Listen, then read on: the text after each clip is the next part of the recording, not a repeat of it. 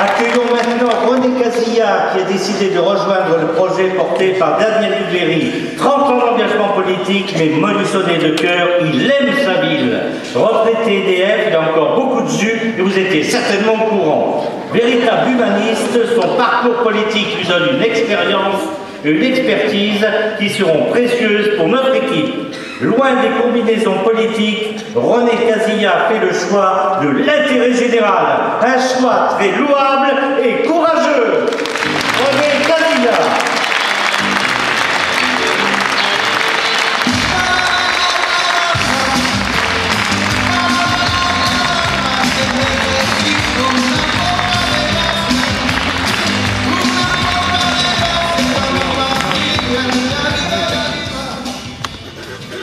Merci, bonsoir à tous et à tous. J'ai choisi de m'engager avec Daniel Duguerry dans cette campagne municipale car il a offert un cadre de rassemblement avec cette liste unie pour Montluçon. Ce cadre correspond complètement à l'idée que je me fais d'une action politique municipale au service de nos concitoyens, une action qui rassemble dans l'intérêt de notre ville et de ses habitants. Et dans une période si dure pour beaucoup de nos concitoyens, j'ai choisi l'union plutôt que la division. Dans l'opposition entre 2001 et 2008, j'ai pu mesurer, observer de l'intérieur du Conseil l'engagement total de Daniel Duguerry en faveur de sa ville. J'ai continué, bien sûr, depuis 2008, de suivre attentivement son action depuis cette date. Et aujourd'hui, l'honnêteté intellectuelle et la bonne foi me font constater que les nombreux investissements en équipement durant cette période ont été financés sans augmentation aucune de la pression fiscale des Montluçonnais. Ce résultat a été obtenu grâce à la bonne situation financière de la ville, puisque la dette a été réduite en 10 ans de près de 10 millions d'euros, et aussi grâce au fort taux de subventionnement dont ont bénéficié chaque équipement. Je vais ouvrir une parenthèse. Excuse-moi Jean-Charles, je vais dépasser mon temps de parole.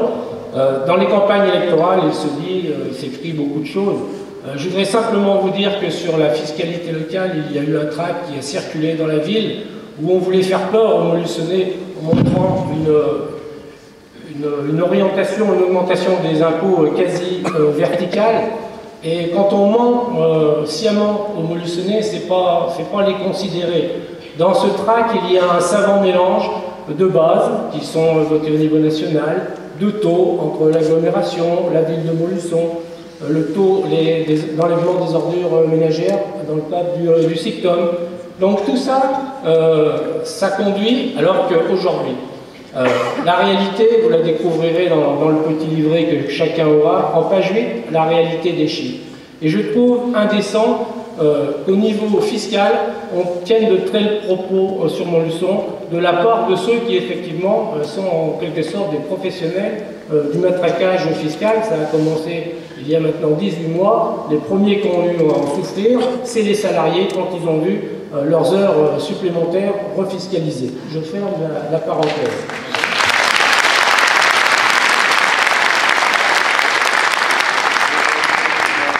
Et puis, une action forte en direction de nos quartiers et de ses habitants m'a particulièrement touché. Elle marque la considération du maire pour nos quartiers populaires. Depuis maintenant plus de 10 ans, Daniel Duguerry a engagé la rénovation urbaine de nos quartiers, de la Verrerie, Fontbouillant, Bien-Assis, Dunlop. Il a obtenu un financement de 160 millions d'euros. Cette action, elle est visible de tous. Elle est bénéfique pour les habitants des quartiers concernés et au-delà pour l'image de notre ville. Les entreprises du bâtiment ont pu aussi avoir, dans cette période difficile, un carnet de commandes préservant l'emploi. Je suis fier aujourd'hui d'avoir toujours soutenu et voté les délibérations concernant ces actions de l'ANRU en tant que membre de l'opposition de l'époque. En politique, pour l'opinion publique, faire ce qui a été annoncé est fondamental. Le maire de Montluçon a réalisé les projets promis à sa population. Sa volonté et sa capacité à poursuivre son action au service des Montluçonnais, de cette ville que nous aimons tant, m'ont convaincu en toute confiance de le rejoindre. Je pense sincèrement que dans la période économique et sociale actuelle, cette liste rassemblée autour d'un vrai leader compétent est une chance. J'invite les Montluçonnais, dans la diversité de leurs opinions politiques, à le dire massivement dès le 23 mars prochain. Merci. Allez, Montluçonnais.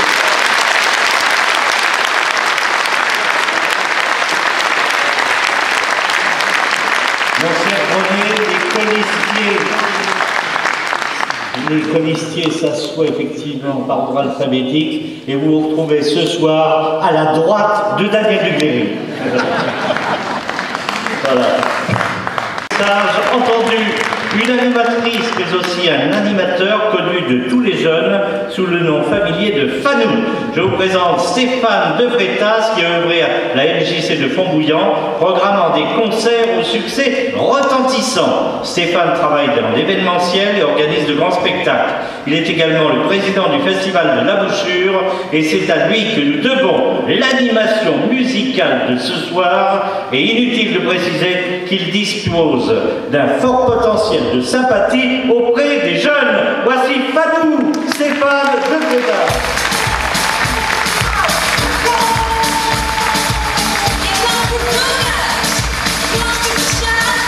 Fanou avec son costume tout neuf. Bonsoir à tous. Alors je ne suis pas spécialiste du discours. Pour ceux qui ne connaîtraient pas, je ne pense pas trahir ceux qui me connaissent bien. Je suis d'abord et avant tout un instinctif et bien sûr un passionné fou amoureux de ma ville.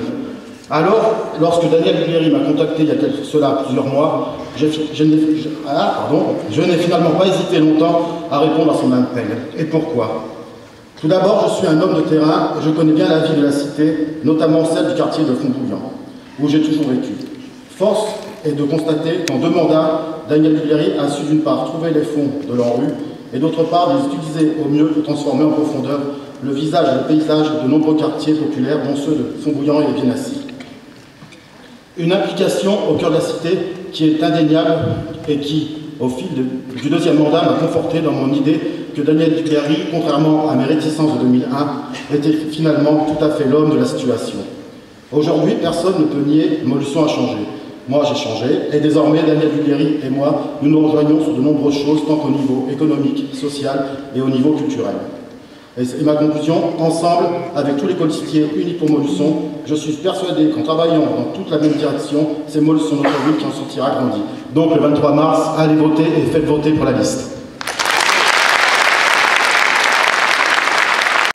Vous êtes nombreux à le connaître, Jean Demas, artisan, est un homme de conviction au caractère bien trempé. Pour beaucoup, c'est Gino. Gino, une figure montluçonnaise qui est un compagnon de route fidèle depuis la première heure. Jean Demas.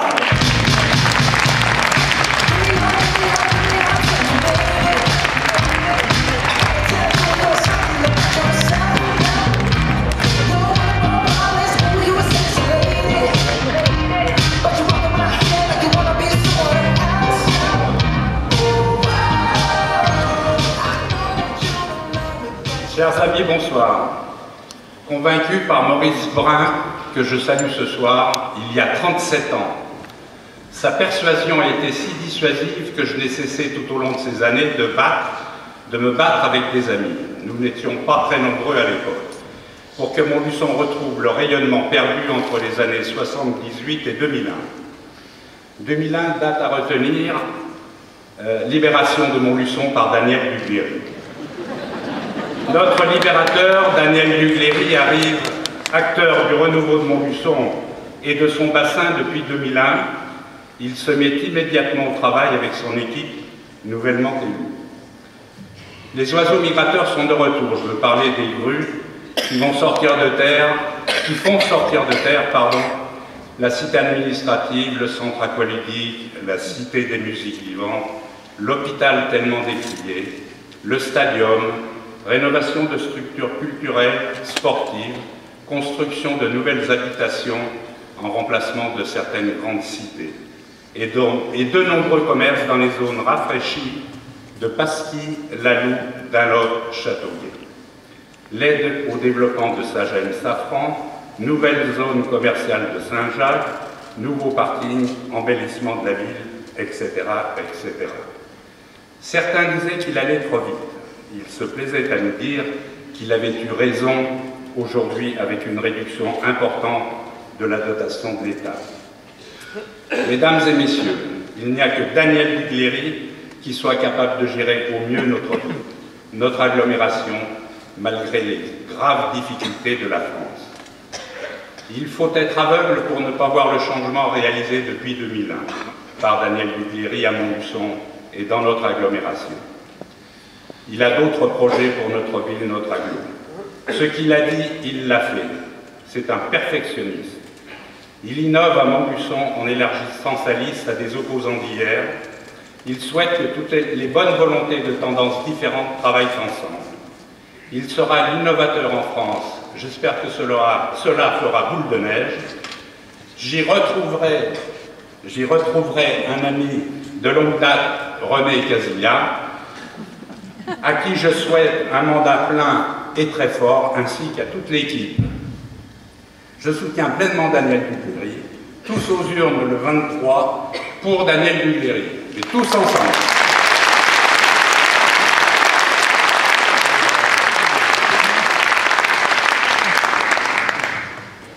Saluons l'arrivée d'un nouveau venu, maître Philippe Demey, notaire dans une étude où il a pris la succession de son père. Il est issu d'une famille très honorablement connue et de longue date à Montluçon. Philippe connaît bien la ville, cela va de soi, et très bien, voire encore mieux, les Montluçonnais. On pourra s'appuyer sur ses compétences, sa gentillesse et ses conseils avisés. Philippe Demey.